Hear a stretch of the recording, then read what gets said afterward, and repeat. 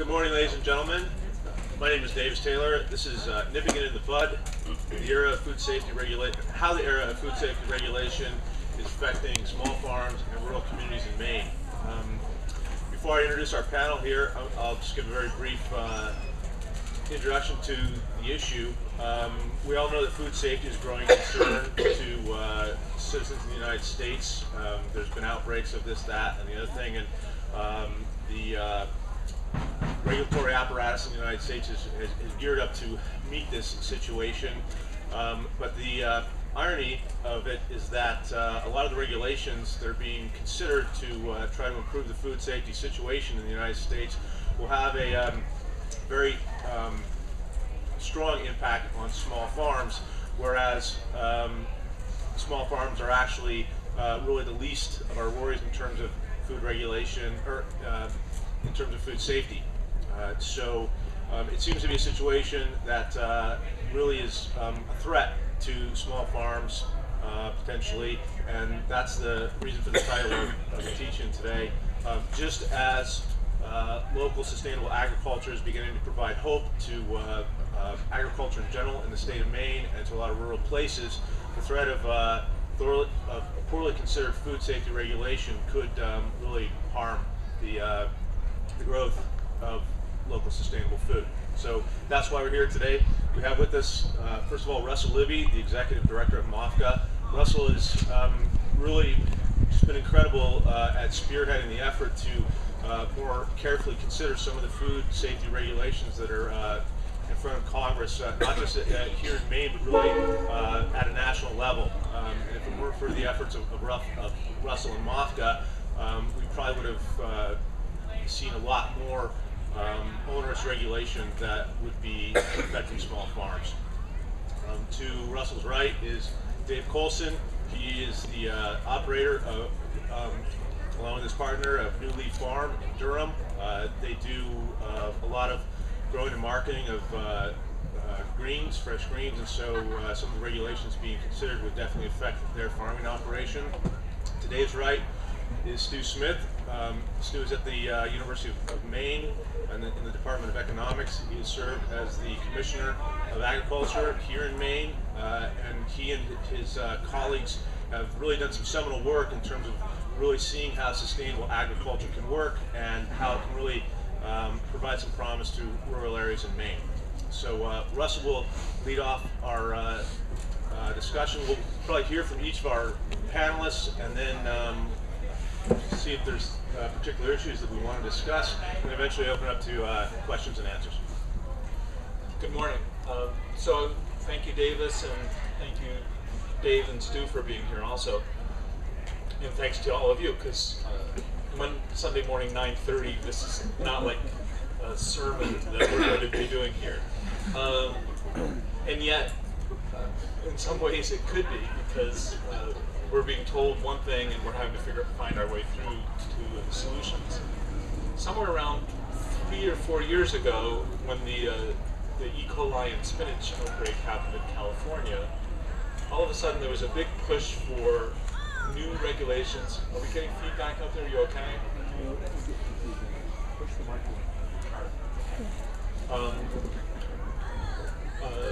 We started getting a whole series of conversations about new regulations, and USDA, so we have two big players here, USDA and FDA, the Food and Drug Administration, started having kind of a ratcheting up conversation about who's going to do what on food safety.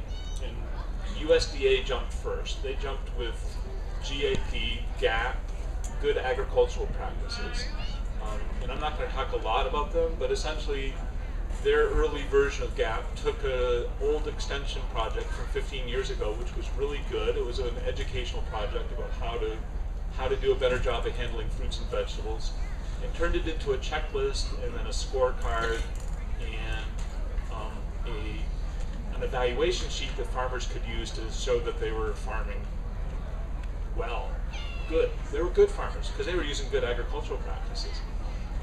Meanwhile, Congress is jumping down several pathways, trying to figure out what they should do, because Congress always reacts whenever there's a problem out in the countryside.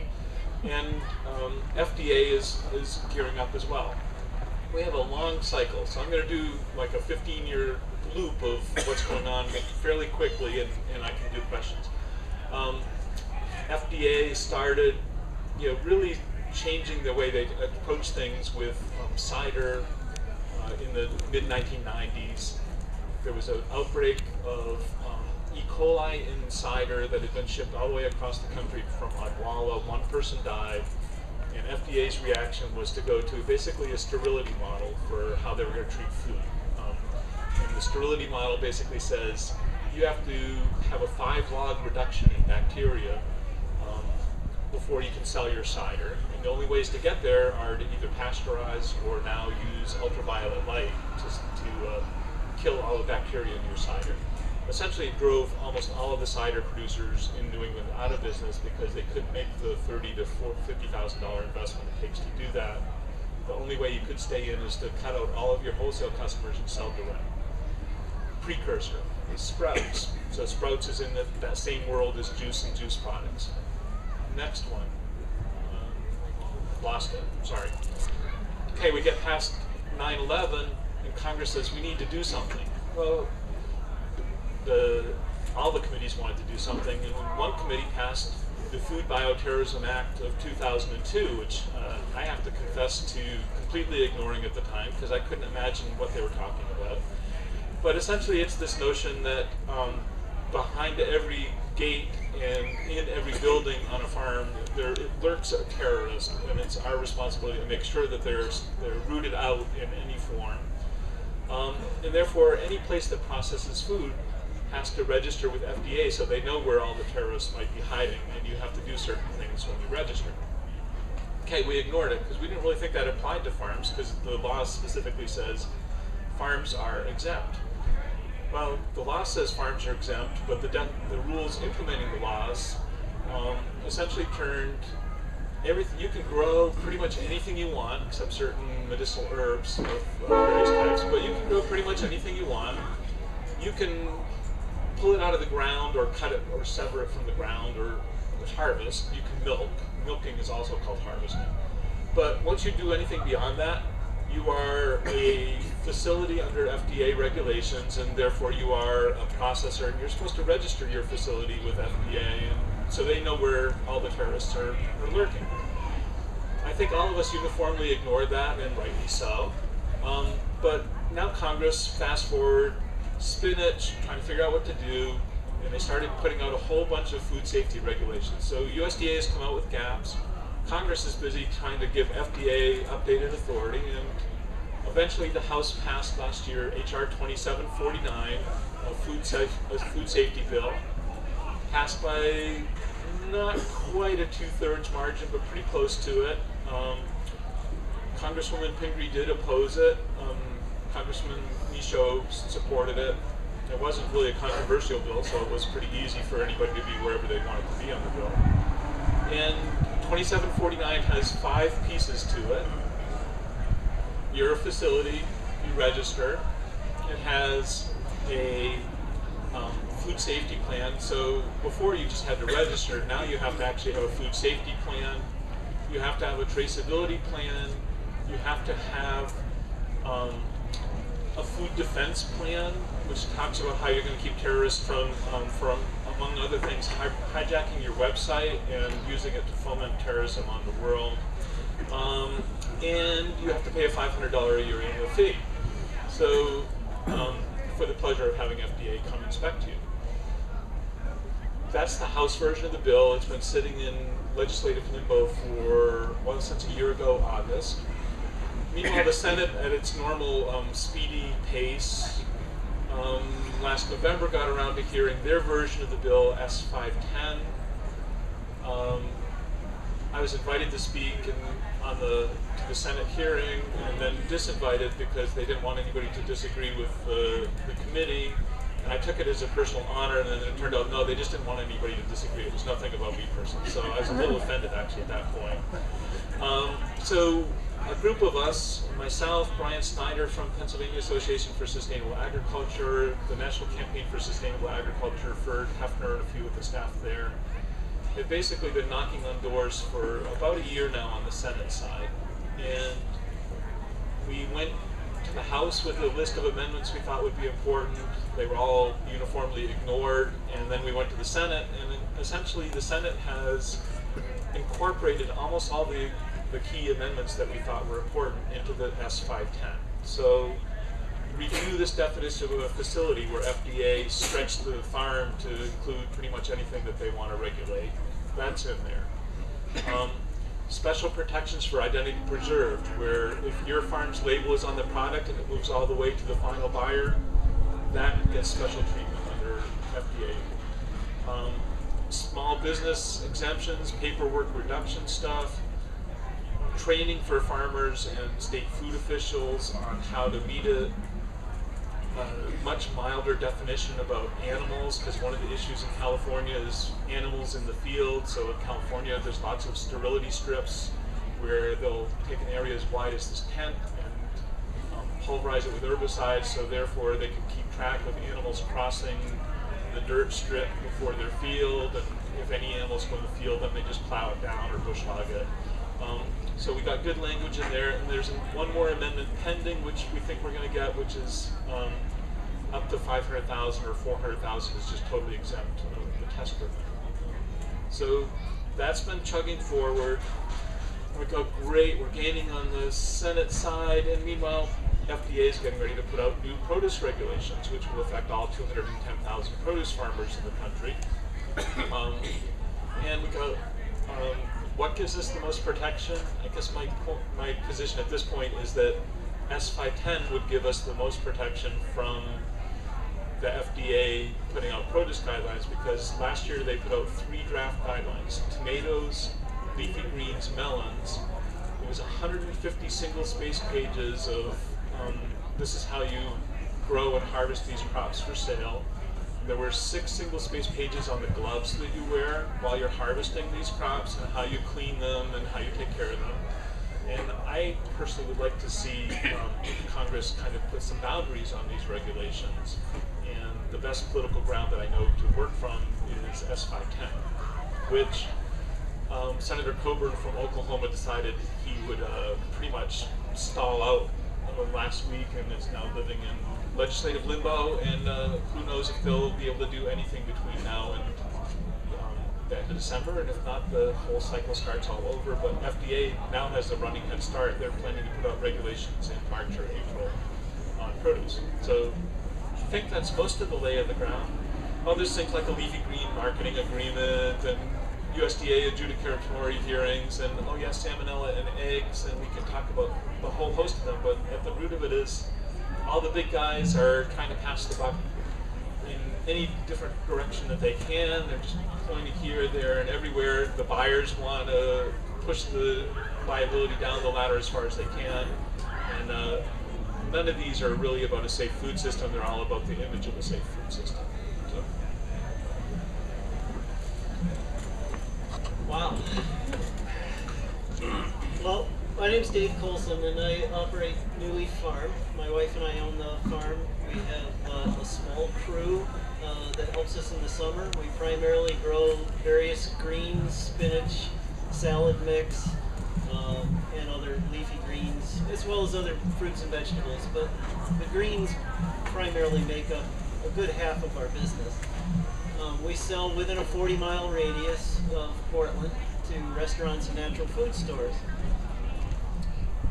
Backing up a little bit, kind of starting at the beginning, as Russell was doing, how did we get into this salad greens thing to begin with, and what's that all about, and the regulation around it? I started working with produce out when I was a 20-something out in California, and was from New England originally, went out to work on some farms in California, and nobody was doing salad greens at that point, or mesclun mix as it was earlier called.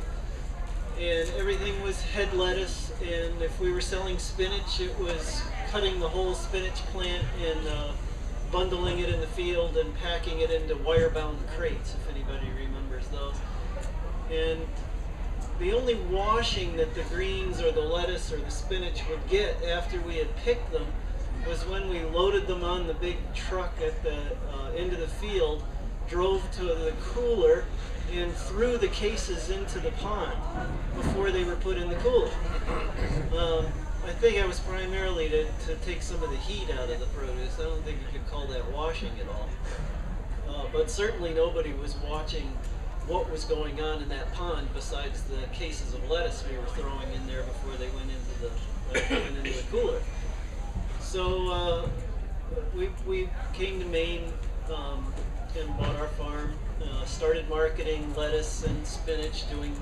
We didn't have a pond, so we didn't throw the lettuce in the pond, but we at least bought ourselves a trough, cattle trough, that we could keep clean and wash the lettuce at one head at a time in. So we felt like we were doing a little better job of keeping things clean.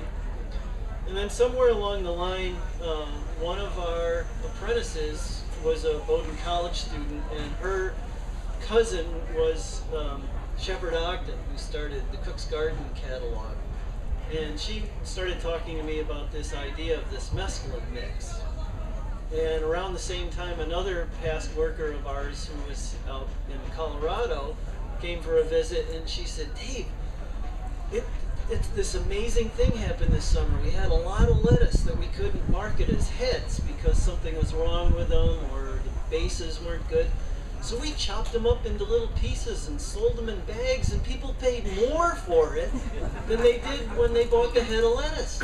So we're thinking about not growing heads of lettuce anymore and just chopping it all up and sell it in bags." And I kind of thought about that a bit, because in the field we lose 50% of the heads out in the field. For one reason or another, they're not marketable. So we thought, well, here's this place to get other greens to mix in with this lettuce we're going to chop up, and we started doing a little of that, and we actually had to go to our most adventurous chef at the time in Portland and convince him to try using this salad mix. Because nobody else was using it, and he kind of went, "Oh, I don't know, sounds pretty weird, but we'll give it a shot." Well, now that was I guess late 80s or so when we started doing that. And now we sell a minuscule amount of romaine lettuce. But basically we don't sell any head lettuce anymore. It's all for salad mix, and they're all specific varieties grown on different dates. We mix other things into it. I won't really go into our whole mix, but there's a whole process to it, specifically grown for salad greens. We have a washing area that's dedicated to doing the greens. It's covered. We have a special mechanical spinner that costs about $3,000 to do the spinning for us, and then a mixing table inside another enclosed building. So we feel like we're doing a pretty clean job at what we're doing. So the market for salad greens obviously has taken off, and we see them everywhere now. And kind of what happened with mescaline mix or salad greens, as has happened with almost every commodity you can think of, is that it goes along fine. The small growers kind of figure something out. They start doing something special. More small growers say, "Hey, that's a great idea. I think I'll try that too." But after a while, the bigger growers begin to say, "Hey, look, they're making money on that. We better get into that." So it became what the big growers call the fresh cut business. They have their shipping vegetables and then their fresh cuts. So they include those little sandblasted carrots and that kind of a thing, and then, of course, those different salad mixes and all of that. One of the big ones that's doing it and is certified organic is Earthbound Farm out in California. You may see the boxes, or you may see their bags in the grocery stores. I don't know if you know that they don't own, but they coordinate the produce from 14,000 acres in California.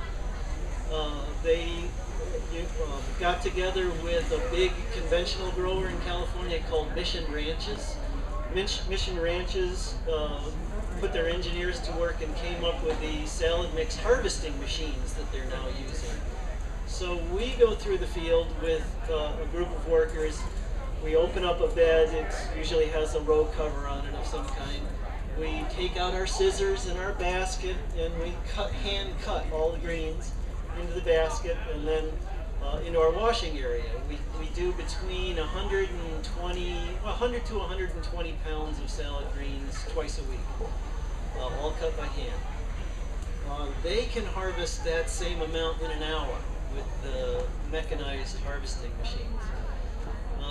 And that goes into big washing areas. Our farm, the areas that we grow on, our fields are roughly about a 2 1/4 acre field. Not all of that is salad mix, about half is in salad mix.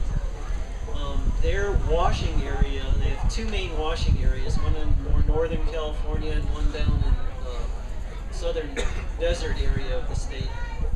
Just their washing facility is as big as one of my growing fields, 2 1/4 acres in size. And they don't buy salad mix mixed up from growers. They buy from people growing specific ingredients. So I might be the Mizuna grower, or someone else is the red leaf lettuce grower. And they're paid, we market our salad greens for between $8 to $8.60, depending on what the market is and how much they're buying. The salad mix ingredient growers in California make about 75 cents a pound. And it's large fields and big machinery that's harvesting it. And the latest thing I'm seeing this year in the trade magazines is they're pushing stainless steel harvesting machines. Not just the stainless steel cutting head, but the whole thing is stainless steel. And they're saying, well, yeah, it might add $10,000 or $12,000 to the cost of the machine, but in terms of food safety, it's really worth it. Smells good. Yeah. Found the skunk. So I think these are the things that as Russell was saying, there's big issues in trying to grow salad greens at that kind of scale.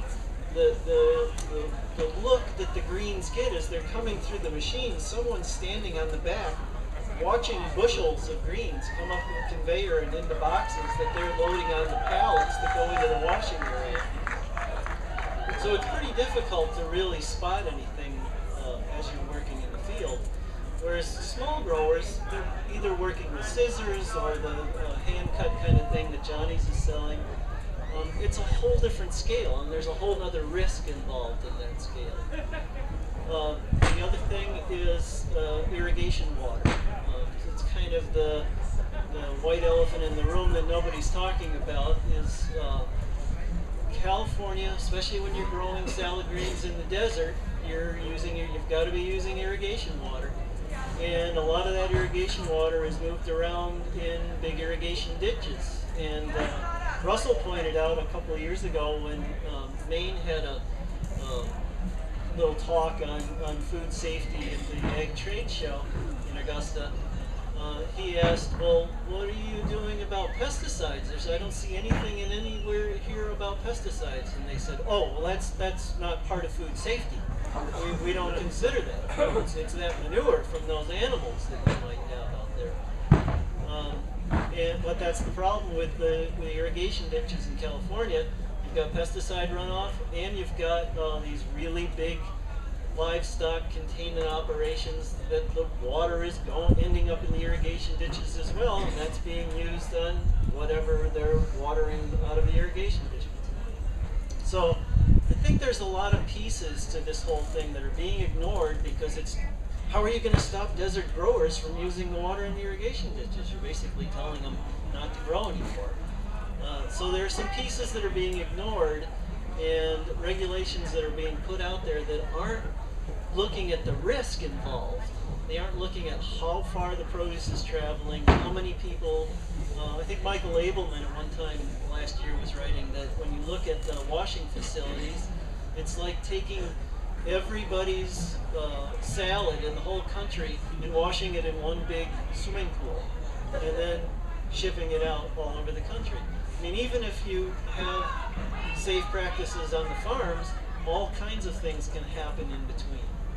So I think for us, we've looked at GAP, we've looked at a HACCP plan, which Russell didn't mention. It stands for Hazard Analysis Critical Control Point, which is just another way to kind of look at your whole system and figure out where the critical points of control for food safety will be. And it's kind of a way of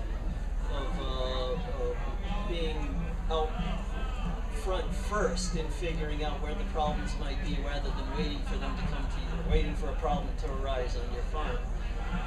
We've looked at a number of those things, but the only market that we had that was interested in any of this was when the Whole Foods market moved into Portland and displaced one of the whole grocer. They bought out the whole grocer and then displaced Wild Oats. So Whole Foods then became the only natural food store in Portland, whereas back in the 90s we had we had a natural food co-op and a natural food store in Portland that were big buyers of ours. But when Whole Foods came in, they were very quick to want to come out to the farm and take lots of pictures of us and put us up on the wall and talk about how much local food they were going to have.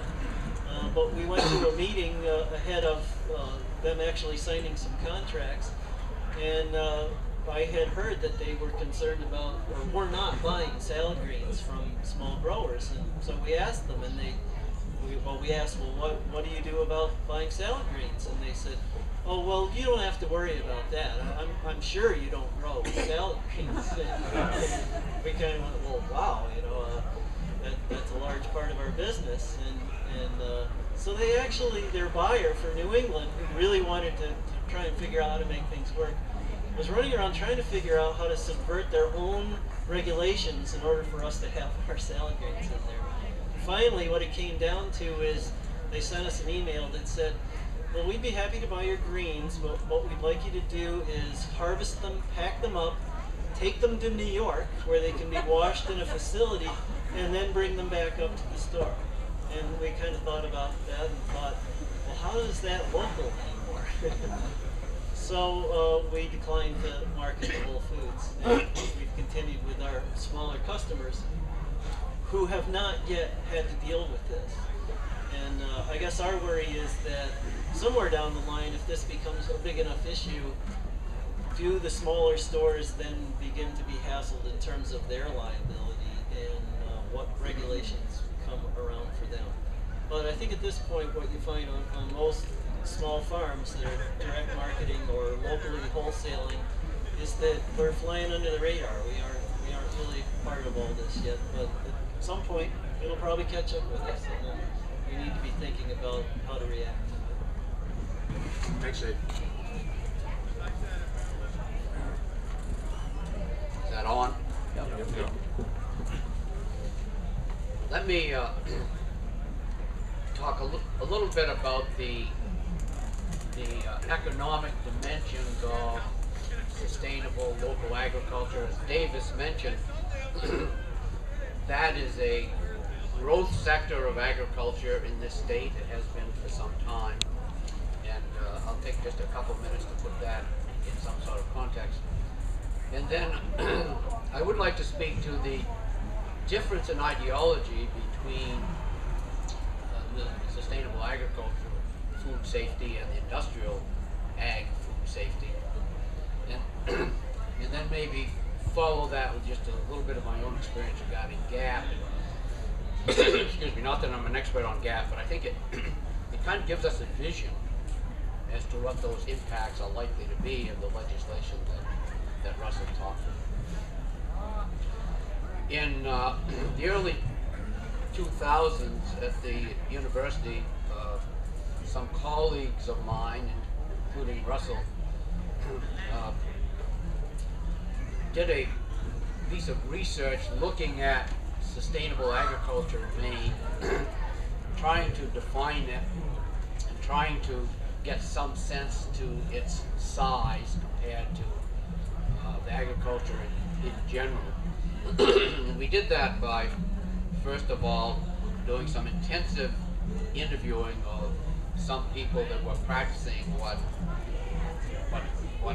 specialists thought were sustainable agriculture. One of those was Dave and Chris Colson. And from those intensive interviews, we learned some questions we could ask of farmers generally to find out what they were doing and whether they were meeting some standards that might be considered sustainable agriculture, and then trying to get some handle on how big this is. And to cut to the chase, when we surveyed the entire population of Maine farmers, about 7,000 at the time, it's now about 8,000. Almost half of them, as we laid out the description of a sustainable farm and industrial farm, about half of them indicated that they fit one of the categories of sustainable farms. They're either they had holistic biological systems from the start, as Dave and Chris did, or they were evolving from a more conventional farm into a sustainable, integrated, holistic system.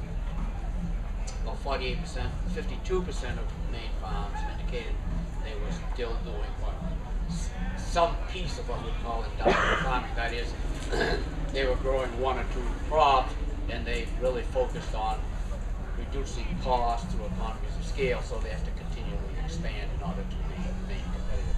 So there are those, in my judgment, based upon the work we're doing, there are these two systems in Maine.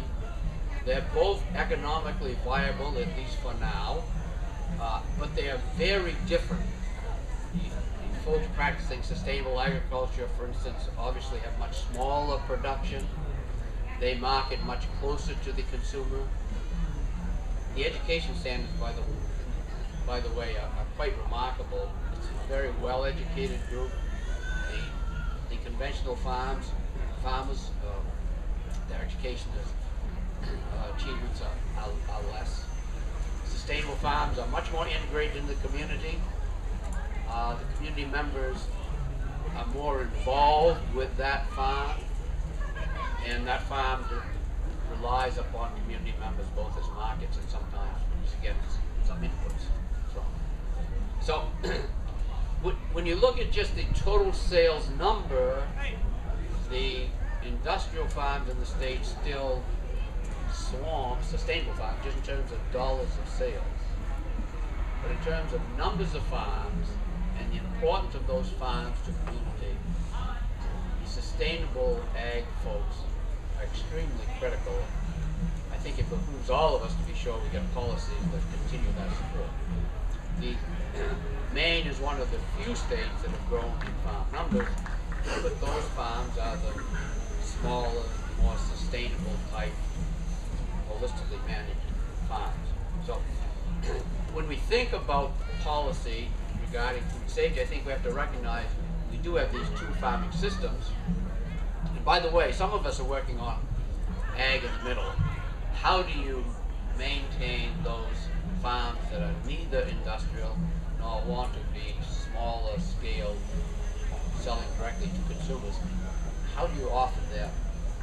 How do they get a viable model that they can work with? But clearly out there right now, there are these two very viable options, and it leads you to very different ideologies with respect to ag policy and safety. Russell mentioned the sterility model that's being pushed by the industrial side. And the idea is if we can maintain a sterile environment, then we won't have these safety accidents.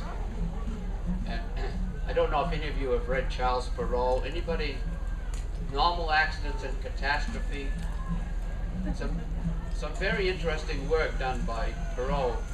He is a sociologist from Yale University, retired now. And in normal accidents, he didn't talk about the food system, but in catastrophe he does. But his thesis is that it is impossible for human beings to organize institutions which protect from all accidents. And when you try to do that, when you pursue that sterility model, you end up eventually with a catastrophe.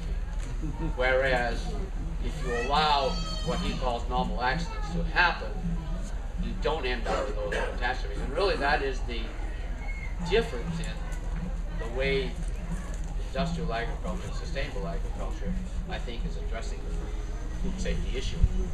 And I got to tell you, Russell has to work very hard to try to make sure that the voices on that sustainable side, those voices are heard. And it's going to be a tough fight. As he said, Colson is still, Senator Colson is still holding up S510. He got a little pressure from Jack DaCosta's episode of the E. coli the other day, but Colson held his ground apparently from what I last saw. So that's going to be a battle. I think the GAP certification process, GAP is voluntary at this point, as far as I know. But I think that process is informative with respect to what we might get from a more industrial, ideologically driven food safety regulation. Just a couple observations about GAP. Besides being at the university, I've also started a farming enterprise with a couple of my sons in anticipation of retirement, which should happen fairly soon. And we went through a GAP certification process this summer. I did not do it personally. My son Alex did, and I think Alex is here somewhere. Alex, are you in back somewhere? All right. If you want to know about GAP certification, ask Alex. Don't ask me. Let me give you a couple observations. Russell said there's a checklist developed from an evaluation sheet that the Extension Educate developed some years ago. Well, yes, that is true, but I got to tell you, this checklist, there are many of them, and just for the field piece of the certification, we did not do the marketing side, but just the field piece of the certification. I don't know, 60 or 70 pages, or maybe more. Alex can tell you what he went through of these checklists. And you have to meet a certain score in a number of different categories. And integrated farms lose immediately because one of the things we cannot get scores on is you get a score if there are no animals on the farm. If you have animals on the farm immediately, you lose the opportunity to score some points. So you've got to bring that score up in other places. And it's not just livestock on the farm, it's also the wildlife. Dogs, cats. So if you have a single commodity farm or a 2 or 3 commodity farm and no animals at all, then you start at a higher place and it's a little easier. The other indication is that because you have to pay for the GAP for the inspections of the certification process, and right now that inspection is done by the Federal State Inspection Service out of Presque Isle, so you have to pay for transportation. And it currently requires that every crop harvested be inspected during the harvest. Well, if you're growing just green, if you're growing just one of those lettuces that they're doing in California, then you have to have that inspected once. If you're growing 30 or 40 different crops, you're probably not picking them all the same day, and you may have to have that inspected back several times. And I know the inspection costs us, I think it was $365. It's not trivial. If you have to do that 20, 30 times for a small farm, pretty much put you out of the game. So that's just but to an industrial farm, large scale, single crop, that's nothing. So I'm not an expert on GAP, I'm just saying that there's a couple ways in which that kind of regulation driven by a certain ideology will really punish a smaller, more diverse, more integrated farm. So I think we have some work to do. There's a lot about GAP, by the way, that's fine. It works well. It's helpful getting employees up to speed on safety standards. A lot that's good there, but if it comes from that ideology of specialized single production on large scale, it's going to have some negative effects for smaller, more diverse farms, like the ones that are growing. Thank you very much to each of our panelists. I've got a couple of questions that I'd love to ask, but I think at this time we'll go ahead and see if there's questions that you folks would like to ask based on what's been said and what you know about the situation.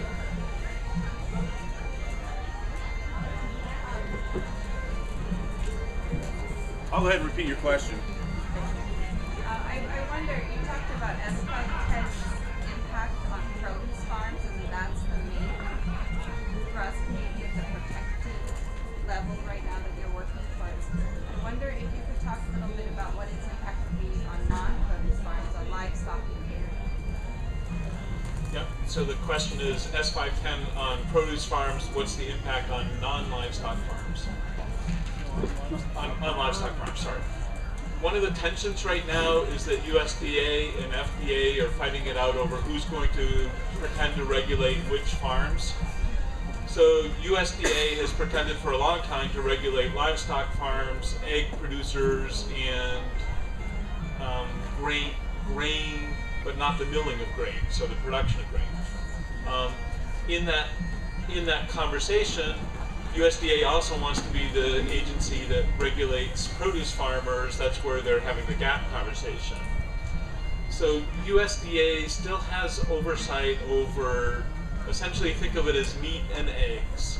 And there's no move to change that because USDA, the customer base for USDA is essentially the three big beef processors, the three big meat processing combines.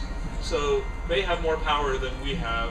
They're going to stay with USDA until there's some disaster on an epic proportion, Stu's disaster model. But there's no political ability to change that. Where the boundary is fuzzy is on things like milk. Milk is an FDA regulated product, so the animal health side of it is USDA, the taking the milk from the cow and turning it into a product is FDA. In some places we're lucky, the states kind of have figured out that it's hard for people to figure out where these lines are and have brought the pieces together. S510 is a comprehensive food safety bill in the sense that it's not just produce, it's all value-added products, it's everything except meat and eggs. So grain processing, grain mills, those are FDA. USDA and FDA are having a big fight over who's got responsibility for animal livestock feed. But I think you can safely say that USDA, by virtue of their continuous failures to actually regulate the companies that they're supposed to regulate, except the very smallest ones, is kind of losing the political battle at this point. And the push for FDA to have more control and USDA to have less is where Washington is going. I just have a comment. I forget which HR. Sorry, I'm cold, Yep. so I got to stand up.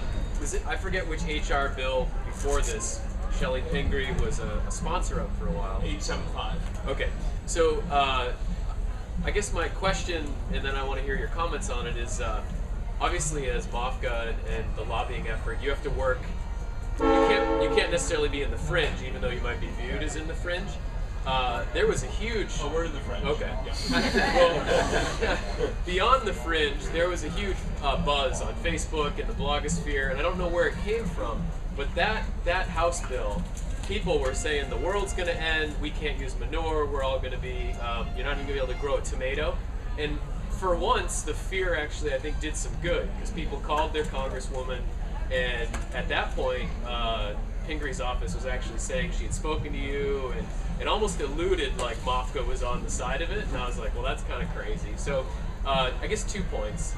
The people you talk to at the legislature, do they often kind of use you meeting with them as your backing the legislation as opposed to opposing it? And the other comment is there plans to mobilize folks if this is it the Colburn? You said Colburn amendment, the opt out, the $500,000 opt out. Tester. Okay. If that one doesn't go, would you consider, or if it seems like it's going to falter, would you consider mobilizing the mob to call? I mean, Fox News does it all the time. Why can't we do it? I guess is my Colbert. Yeah. So first, HR 875, which was the one everybody is still sending me emails about a year and a half later, essentially was what's called a marker bill. It had been in the legislative calendar as a marker bill for previous sessions. What was different was the consumer groups have been building an alliance and building momentum for a food safety bill for years. And we have we have so many different cross tensions here. But the big, quote, grassroots campaign against HR 875 is from the health supplements vitamin industry. And they are the ones who send out the mass emails and stir up the pot and are very vociferous in their opposition to everything because they have been fighting so hard to be non-regulated by FDA. So all of the you can't grow a garden stuff, several of us have traced kind of the origins backwards. It's basically the health supplements industry. I'm not judging. I'm just saying that's where that conversation starts. Yes, Congresswoman Pingree took her name off as a co-sponsor. She was working with the lead sponsor. In the process of everybody calling Congresswoman Rosa DeLauro's office, the woman who's in charge of ag appropriations in the House of Representatives, Rosa DeLauro, kind of got really annoyed with misrepresentations of her personal position and is nowhere near as friendly to sustainable and organic agriculture as she was before. So these things cut multiple ways. I don't think we have sufficient credibility that very many senators and congressmen really care if we're in their office talking to them. And I guess my overarching, so S510, if the Tester Amendment is out, do we care? I guess I still think S510 right now is our best grounds to fight FDA from. So with or without Tester, we've got almost all of the things that we thought were important into this conversation, and at least gives us some fighting ground with FDA to say, Congress just said this is what you're supposed to do and you're not doing it. And we don't have that right now. All we have is this open-ended Food Bioterrorism Act of 2002 that says everything and everyone is suspect. So I'm kind of leaning, I think S510 is about as good as we can get absent this. And this is the real challenge. We don't have a piece of legislation that we can pass to the 5 or 10 people in Congress who kind of get it, that says this is what a real food safety system would look like, this is what needs to happen, and to be committed to the next 20 to 30 years to work to be moving forward. So my friend Ferd Hefner has been in Washington for 30 years working on one primary issue, conservation programs for small farmers. How can we make conservation programs work for small farmers? And he was a staffer, he's built connections. He has put stuff in 6 consecutive farm bills, and then the 5th one, he finally got the language in there, and on the 6th one, he almost got the funding in there, and now the 7th one is coming. Who out here is ready to help form what a Small Farm Food Safety Act or a real Farm Food Safety Act is, and help advance it for the next piece, and you're going to hand it off to somebody else. But that's really what we don't have right now. So all we're doing is a rear guard action, and it's what is the best that we can get out of this process. I'm not naive about the process. They're using our amendments to push something that includes some other things they want really badly. Some of the consumer groups have come over, in the sense of moving over to our position and supporting our amendments because they really want FDA to have more authority to go after the big bad guys. I am not a libertarian. I will be very clear about that. I actually believe that it would be good if the federal government regulated the big bad guys and did something about it. So FDA is totally impotent. USDA is captive. not to say there aren't good people trying to do good things, but the institutions have been captured, and we need to build the grassroots movement that changes that. And that's not, that's not tear everything down, and it's not HR 875 is the end of the world. This is what we need to be viable farms. This is what we need to have a real food system, and that's what we all need to be working on. So did 875 die? Or is it Yeah, still in play? 875 never even came to a vote. It was what was called a marker bill. It's an idea, and the big idea that Rosa DeLauro had in that bill is that she wants FDA to have oversight of more of the food system and USDA to have less. And that, so Congress, members of Congress put in idea bills all the time. That's what that one was. It was never voted on. It's never going to be voted on. It just kind of, a couple of the ideas got absorbed into the 2749, but they weren't the bad ideas that everybody was worried about in the email cycles. Sure. How does organic play into all this discussion? Well, one of the few good things that we got into the House bill was that they have to make sure that FDA has to make sure that any regulations that they do are compatible with the National Organic Program. So that was actually one of the few wins on the House side, because they didn't have a clue. Brian Snyder and I went in and sat down with the committee that were writing the bill, and Brian luckily had a connection so we could get in the room. We went in and we sat down and we had this conversation, and we went through the bill. We said, here are like 6 things that we're concerned about in the House bill. Oh, well, we never thought about that. Oh, nobody's ever raised this issue. It's not a antipathy towards our ideas or our values. As a matter of fact, the woman writing the bill was like 7 months pregnant. She says, I'm a CSA member. I buy from an organic CSA. Boy, I never thought about that.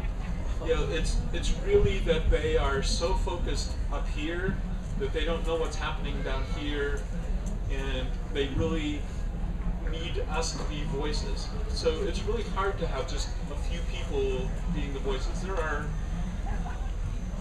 less than 10 people across the country who've been in articulating kind of our worldview in all these conversations. Me, Brian Snyder, Dave Runson, a couple people from NSAC, NFU, National Farmers Union's gone in a couple times. That's pretty much it. So we go knock on all these senators' doors and go sit down with their staffer. Oh, well, nobody's ever raised this issue with us. Yeah, that's what it's all about. You got to go knock on the doors. And Russell, can you give us some sense of how big the industrial ag lobby is? Well, the Farm Bureau has one lobbyist for every member of Congress, so there's kind of a relative thing. The Sustainable Ag Movement has a total of National Family Farm Coalition has about 4 people. National Sustainable Coalition for Sustainable Ag, NSAC, National Sustainable Ag Coalition, we changed initials, has 5 people covering all of the issues dealing with agriculture, and call it 5 or 10 other people. We might have 20 people who kind of work some on a few of our issues from time to time. And they're stretched so thinly. What kind of role, if any, is slow food? Repeat the question. Yeah, so the question is, what impact does the slow food folks What kind have? of role do they have? Yeah, so far they haven't been engaged in these policy conversations. The one that Slow Food has been involved in has been the school lunch program, trying to make a better school lunch program. Well, great, we get authorization on one hand over here to do a better job with school lunch, and over here, the director of the school lunch program for USDA sent a letter out to all of their national suppliers, because it's mostly a national system, saying, we're not going to buy anything from you unless all of your farm suppliers are Good Ag Practices certified.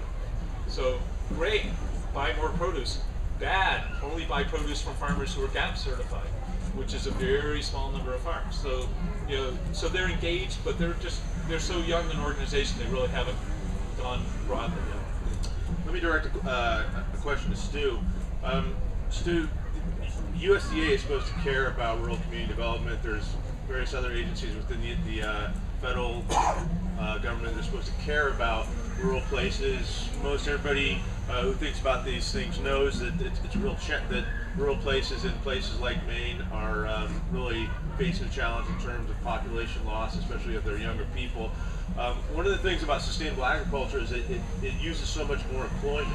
Have you heard of anybody talking about how sustainable ag can really reinvigorate rural places through employment effects or other forms of economic activity, or is it sort of not really hitting the radar in that regard?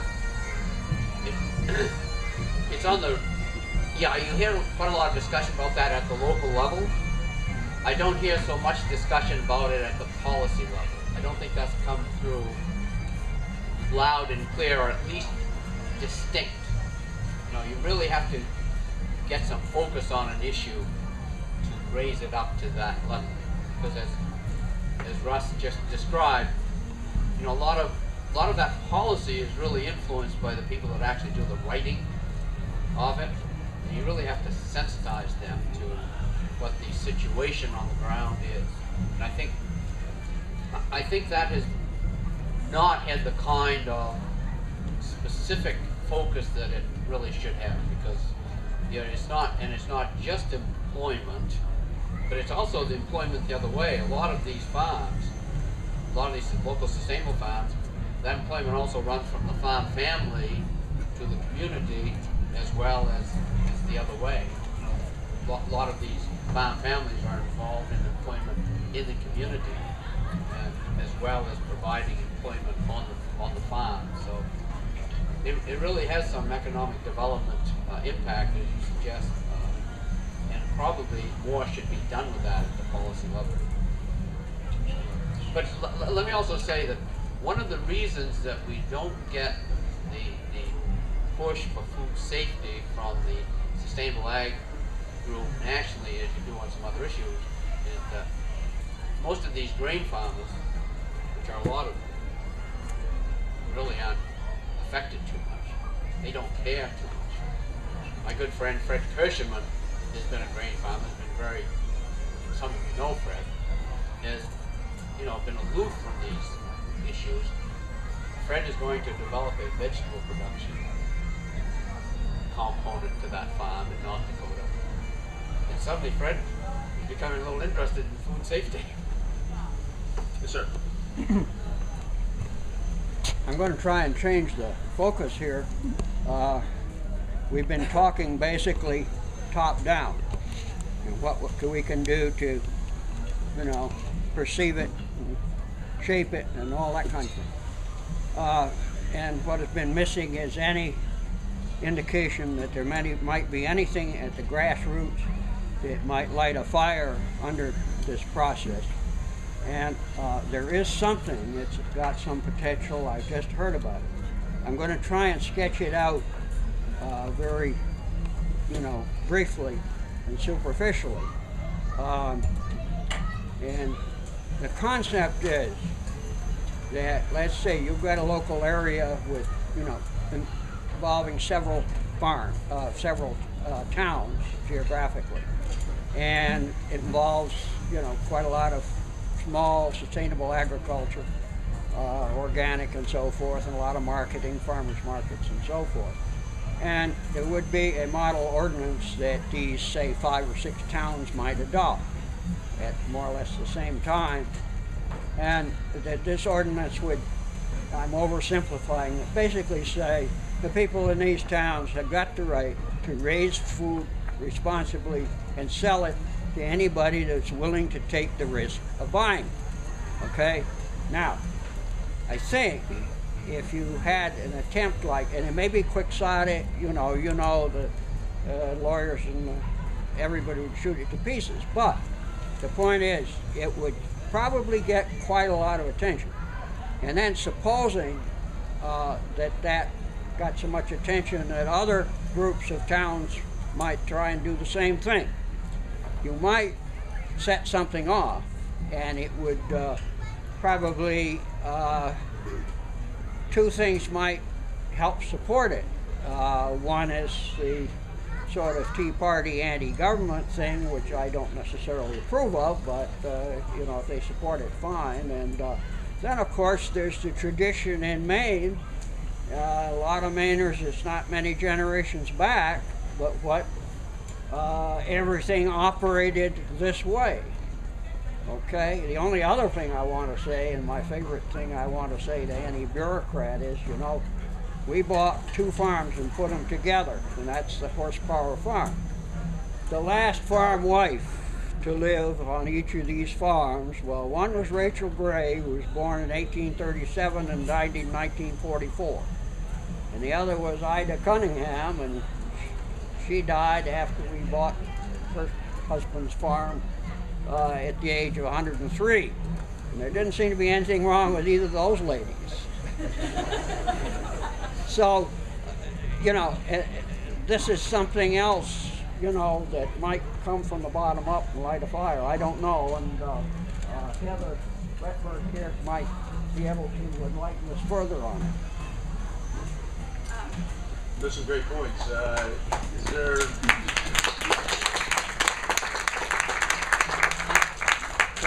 people do the regulation at the local level to try to resist the federal regulation? Is there hope for that? I'm not sure how the local could preempt the feds. Whether you could get enough of that activity generated that you could push some of that federal regulation back, I suppose that's possible, but I'm not quite sure how that would work, Paul. Well, municipalities are charged with But you could do safety and you could do the local. You certainly can do the local, and see what that buys you from the Fed. Well, just one last on that, and I think this is a really creative building block as we're looking at what does a ground-up food safety plan look like. One of the things that this does, and we'll pause when the bagpipes get really close. One of the things that this does is start to talk about what it is we need to have a local food safety program. I'm going to pause because I can't speak over bagpipes.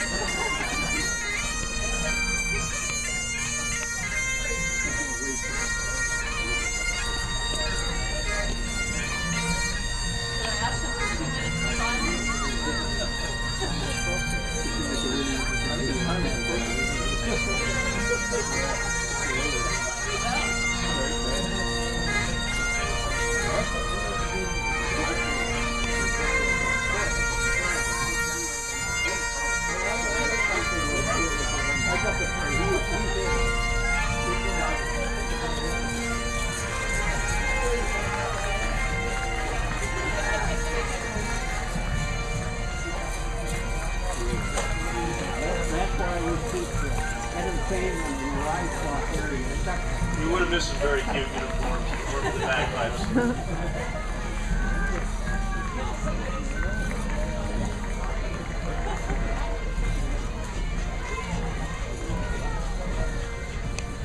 One of the really interesting things about that model is if it were set up so that it were essentially a public health ordinance more than a farmer protection ordinance, it starts to give you some grounds for arguing that this is a delegated authority. So a lot of towns in Maine have public health officers who have a lot of authority. In some towns, they're really annoying at farmers markets. Here, you're telling essentially through your ordinance what the goals of your public health department are. So I would actually think about framing it more as a public health strategy than a farmer protection strategy. There are delegations of authority in federal and state law to local public health officials. And FDA is very clear that they don't have the people on the ground to go check everything that's out there. And they're pushing it down the ladder. The state doesn't have the resources to do much more than the licensing function. Okay, if your town has a vigorous, active public health role and keeps track of who the farmers are, and if there's a problem, they can be the intermediary between the higher up officials and the farm, then you've kind of got a conversation going that uses the language that is really comfortable up here to accomplish what you want down here. So I actually think that there's a lot of value in thinking about including a role for a community public health official in this conversation, just as a strategic way to start to say, hey, we're actually doing what you want. We have somebody, he knows who all the farmers are, he goes around and visits everybody every year, we keep a list, we can have that conversation for you. We don't need you to come be a part of this conversation. That would be kind of my strategic thought about how you can use what you want to do to change the conversation up both ladders, the state and federal ladder. Yes. Yeah, I was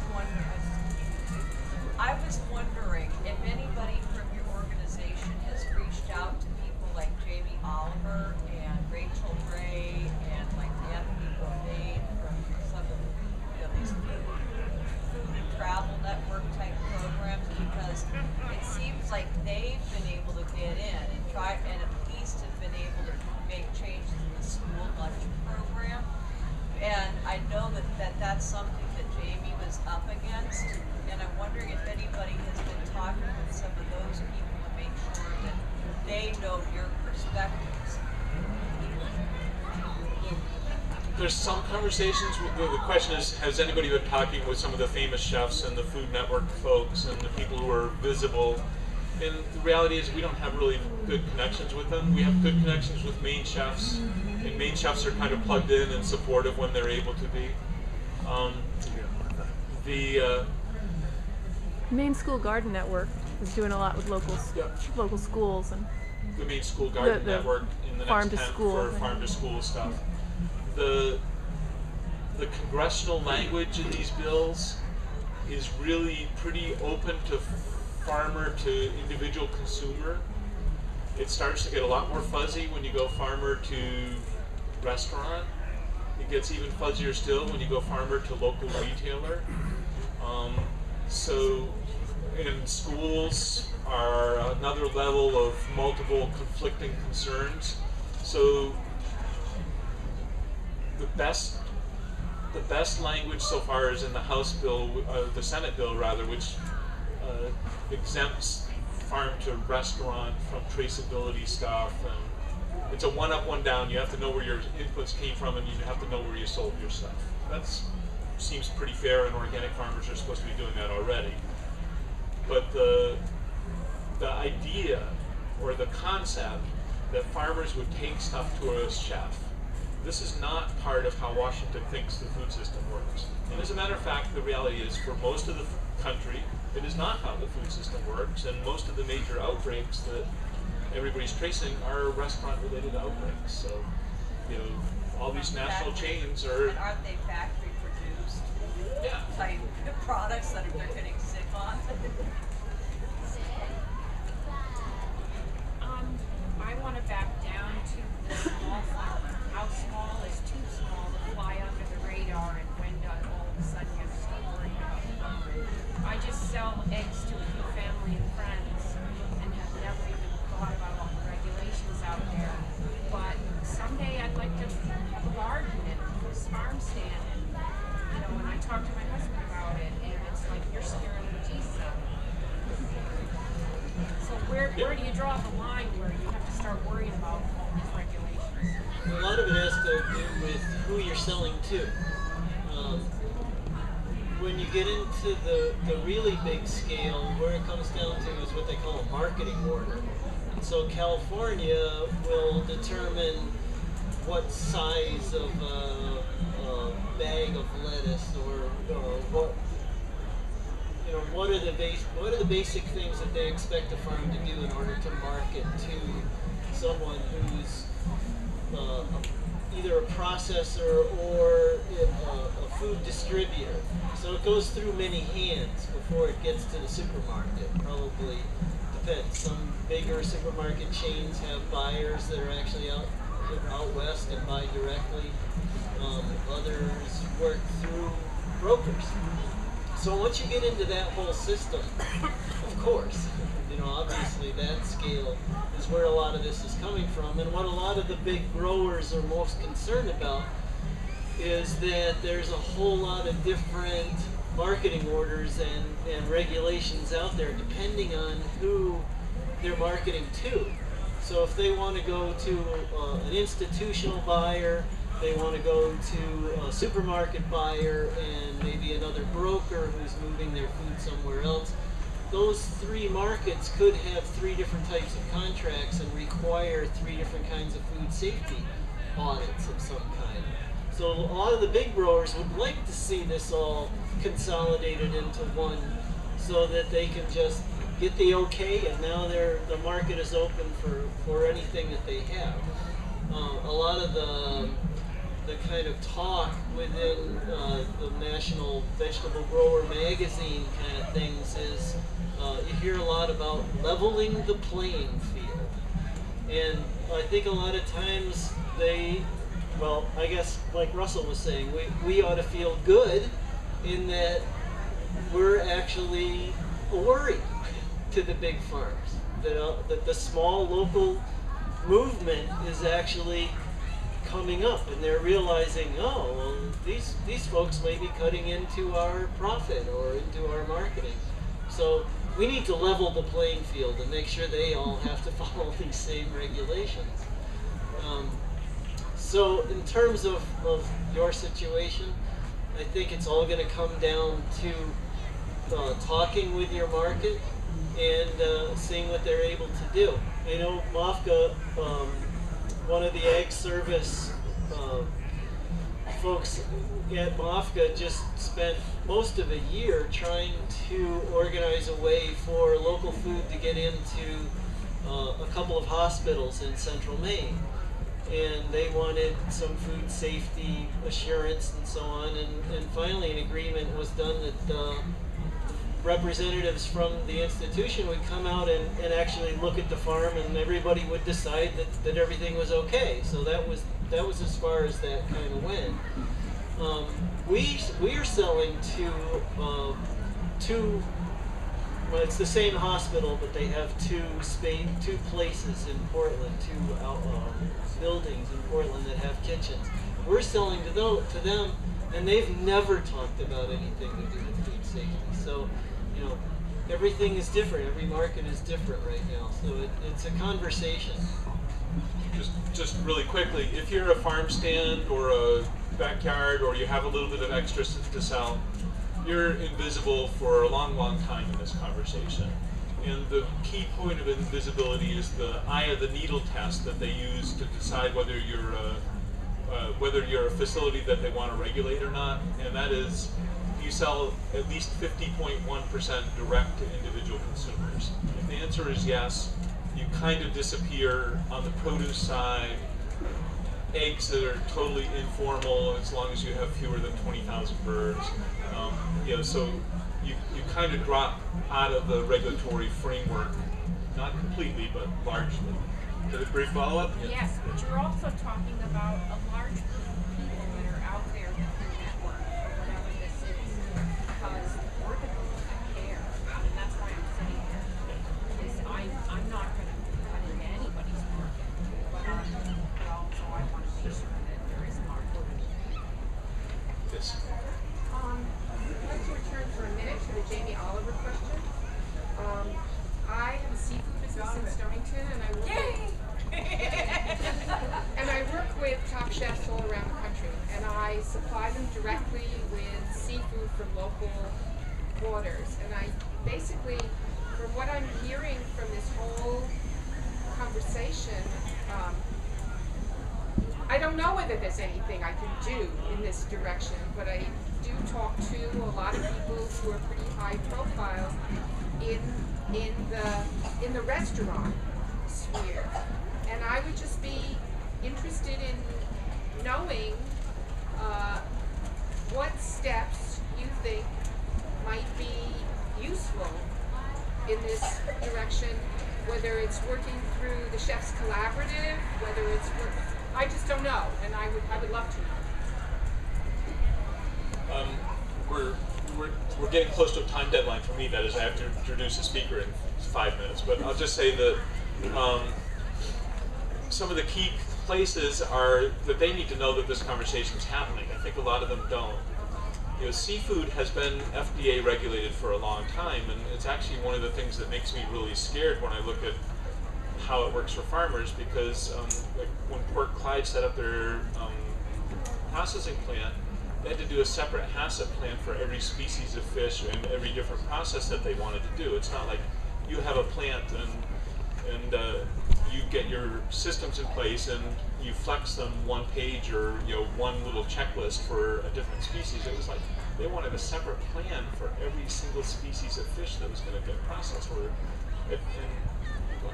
I'm not doing that on my farm. So especially for chefs or food buyers who are buying from individual farmers right now, they need to know that it's going to become more challenging for them to do that unless FDA recognizes that relationship between farmer and buyer. And that's the same for retailers as well. I wish you would include the word farmer. Yeah. I wish you would, and it's regularly excluded from the conversation. Include fish, seafood, harvesters, the works, because it's all really the same. I mean, it's different sources, but it's the same thing. And I send whole fish to restaurants, and I often feel like I end up involved in a conversation in which theoretically I'm not part of it. Well, MOFGA is part of this big conversation by land, by sea of how we bring farmers and fishermen together. So we just have bad habits of when we talk about farmers. So today we have to break here because it's all the same world. Yeah. This is 5 minutes past. Oh, 5 minutes past. Maybe, let's see, do we have any further questions? Okay, maybe we'll take one or 2 more questions. It's a little chilly and there's lots of things to do here, so, and Russell needs to leave shortly.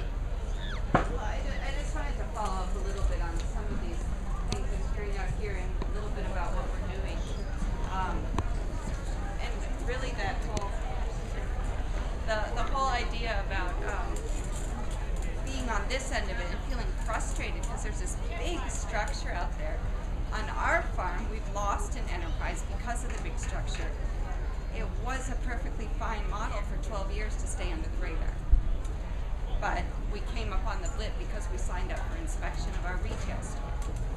Now, because we're on the radar about poultry, we lost our poultry enterprise. We can't go forward and do it unless we build expensive facilities with the small amount of birds that we do with the food.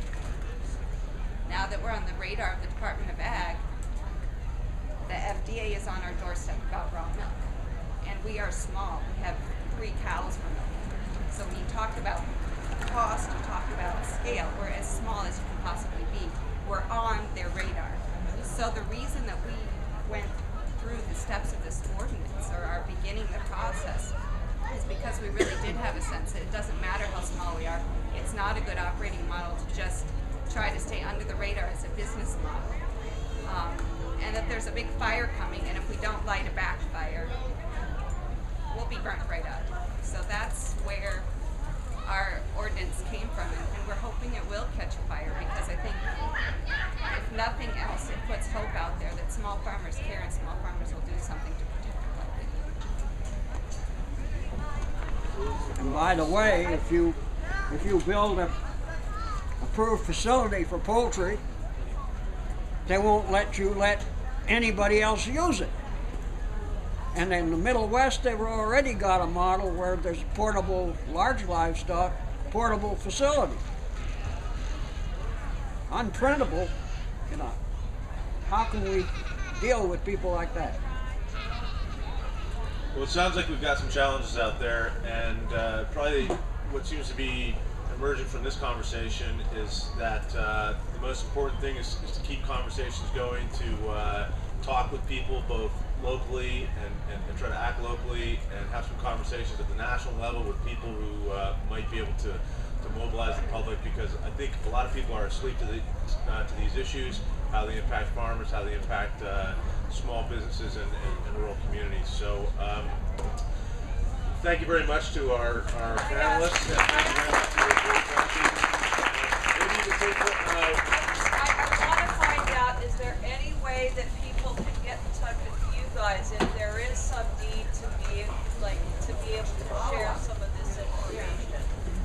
Yeah, we have a public policy email list. We also put something in our weekly bulletins whenever there's a chance to do something on Mondays and Tuesdays, we send out a weekly bulletin of what's going on, and I'm listed as the contact on all the food safety stuff. MOFGA website. MOFGA website has a bunch of food safety updates. Any and all of those are part of the website. Thank you very much. Thank you, everybody. Thank you.